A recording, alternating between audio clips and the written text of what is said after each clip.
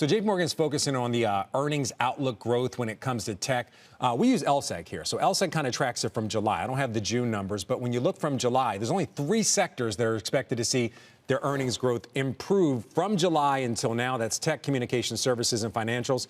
Does that pretty much answer the question about what sectors investors should be investing in? Yeah, it is always good to kind of go back to the fundamentals, isn't it, Frank? So yes, and broadly speaking, this is still a tech trade. This is still a tech-driven, AI-driven market. And not only just from the AI side of it, Frank, but also from the infrastructure that's going to be needed to actually drive into and build out the AI, the scale of AI necessary. I'm not sure people really understand how much more building we have to do in order to get the AI trade, actually the AI productivity kind of diffused through the U.S. and global economic system. Those are certainly good sectors. And the financials probably will start benefiting from some deregulation pushes that start coming from the administration next year. I do have to say one thing, and by the way, this is our opportunity to show that wall that shows the circularity of the AI trade that you're going to see on CNBC a lot today. You probably saw it a lot yesterday. I think when you said a lot of people don't understand just how much build out there needs to be, doesn't that include the companies themselves? I mean, we've heard a lot of pushing and pulling from the company. So isn't it fair to question the valuations of a lot of these companies? Isn't it fair to question some of the funding that we're seeing here? We're showing NVIDIA essentially becoming a default bank to some other big name tech companies.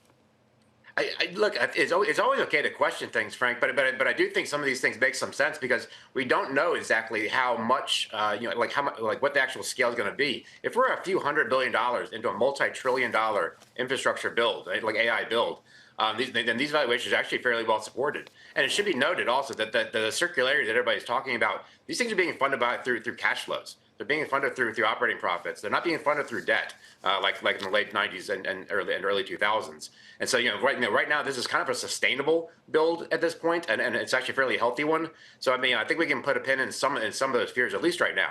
All right. So it's been a hard run up. I want to talk to you about the tech trade since you're very bullish on it. What areas outside the hyperscalers and chips do you think investors should be looking at? Because we've seen huge run ups when it comes to those two areas. Frank, we're actually a little bit more interested in going not sort of adjacent to the tech trade in terms of where we're really going to see some of the AI gains. We really think that infrastructure play is going to be one of the most important ones that we're going to see. And not necessarily the rest of this year, probably this year there's going to be still more tech. But as we come into next year and people realize the scale of the sort of the infrastructure build necessary in this country to get this stuff really out there to the worldwide economy, those are places where we think is still really pretty undervalued.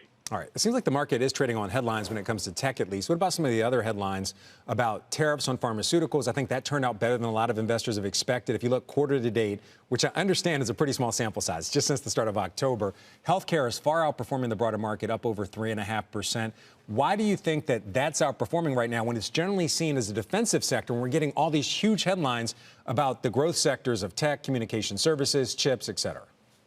I think it's actually just a place where people can start moving money that's really underperformed drastically over the last several years. I mean, you talk about a sector that's just been in the doldrums. I mean, healthcare is kind of number one in terms of the culprits. And so I just think it's people that are saying, hey, listen, maybe AI can help in some drug development. Maybe you can get some of these margins that some of these large pharmaceuticals companies really moving again. Maybe it can help in productivity and manufacturing processes. You're really probably just scratching and looking for ways why you might want to get into healthcare, and it's just been beaten down so darn much that you do have a bit of a margin for safety in there right now. All right, I want to talk to you about froth in the market. That's another thing we've all been wringing our hands about. I just like doing the little gesture, by the way. An ETF got reissued yesterday. It's the meme ETF. Literally, the ticker is meme, M-E-M-E. I'm looking in the pre-market. It's up almost 13%. What does that say about investors right now that they want to pile into a meme stock ETF?